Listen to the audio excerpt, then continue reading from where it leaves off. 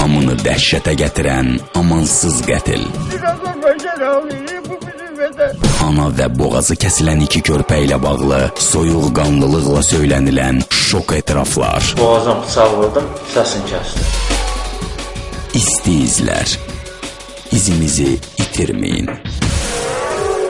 Qarşıdakı bölməmizdə isə həftə ərzində ölkə arasında ailə məişət zəminində baş verən qətillərdən söhbət edəcəyik.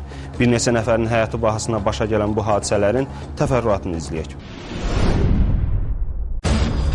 Gəncə şəhərində qətl törədilib. Hadisə Atatürk qəsəbəsi 7 saylı binanın qarşısında baş verib. Əvvəllər məhkum olunmuş şəhər sakini Ceyhun Hüseynova naməlum şəxslər tərəfindən çoxsaylı bıçaq xəsarəti yetirilib. Ceyhun Hüseynov aldığı zərbələrdən sonra xəstəxanaya aparılarkən yolda keçinib. Hadisəni törədən şəxs hadisə yerindən qaça bilsə də, polis əməkdaşlarının keçirdiyi əməliyyat axtarış tədbirləri öz nəticəsini verib. Təxirə salınmaz əməliyyat içində tədbirlərin nəticəsində müəyyən olunmuşdur ki, 25 mart 2013-cü il tarixdə saat 10 radələrində Mehrəliyev Bəhruz Natiq oğlu şəxsi münasibətlər zəminində əvvəlcədən tanıdığı Hüseynov Ceyhun Rövşən oğluna bıçaqla xəsarət yetirərək onu qətlə yetirmişdir. Bəhruz Mehrəliyevin qətli hansı səbəbdən törətməsi hələlik açıqlanmır. Lakin ilkin versiyalara görə Ceyhun Hüseynovun bıçaqlanması köhnə tanışlar arasında düşən mübahisənin son nəticəsi olub. Qeyd edək ki, Bəhruz Mehrəliyev də əvvəllər məhkum olunub. Faktla bağlı Gəncə şəhər prokurorluğunda Cinayət Məcəlləsinin 120.1 qəsdən adam öldürmə maddəsi ilə cinayət işi açılıb, araşdırmalar davam edir.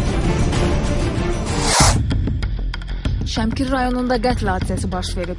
Belə ki, Şəmkir rayon Günəşli kənd sakini 20 yaşlı Şirin Məmmədov özündən yaşca böyük olan 40 yaşlı Natiq Süleymanovu bıçaqlayıb.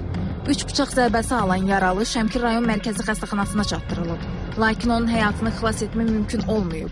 Qətli törədən Şirin Məmmədov hadisə yerindən qaçıb gizlənsə də, çox keçmədən saxlanılaraq istintaqa təhvil verilib. Saxlanılan Şirin Məmmədovun istintaqa ifadəsində hadisənin Natiqlə şəxsi münasibətləri olduğu üçün törətdiyini bildirib. Şəmkir rayon prokurorluğunun və Şəmkir rayon polis şöbəsinin əməkdaşlarının keçirdiyi təxirəsalınmaz istintaq və əməliyyat axtarış tədbirləri nəticəsində həmin cinayəti törətmiş Məmmədov Şirin Fərman oğlu şübhəli şəxs qismində tutulmuşdur. Hazırda cinayət işi üzrə istintaq davam etdirilir.